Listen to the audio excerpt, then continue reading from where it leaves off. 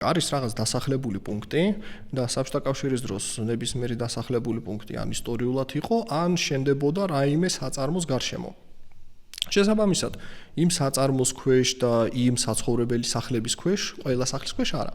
უმეტესობის ქვეშ შენდებოდა თავშესაფარი, ხა შუამინდორში რაღაცა ბევრი მწერს პირადში, რომ აი რაღაცა ტყეში ვიყავით, რაღაცა ვნახეთ, შენობა და იქ ბუნკერი არის 10 სართულიანი და იქიდან გვირაბი მიდის მოსკოვამდე, ნუ ეგ გამორიცხული არის.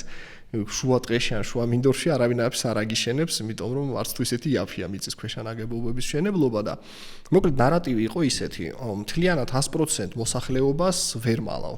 გამორიცხულია, შესაბამისად იყო ის ადამიანები, ვისაც უნდა მან დაემალა დაყოფილი რაღაც ფენებად. პირველ რიგში იმალებოდა მაგალითად მთავრობის წევრები, მათ ნათესავები, მეგობრები, მეზობლები და ასე შემდეგ. შემდგომ იმალებოდნენ ისეთი ადამიანები, რომლების პროფესია იყო ძალიან მნიშვნელოვანი, ანუ ექიმები, მკვლევარები, რაღაცა ძალიან იშვიათი რაღაცის აი ხელოსნები, აი ვისაც ესე მოთხოვნადი პროფესიები, რომელსაც ესე მარტივად რაღაც ერთ კვირაში ვერ ასწავლი რაღაც კონკრეტული საქმის კეთებას.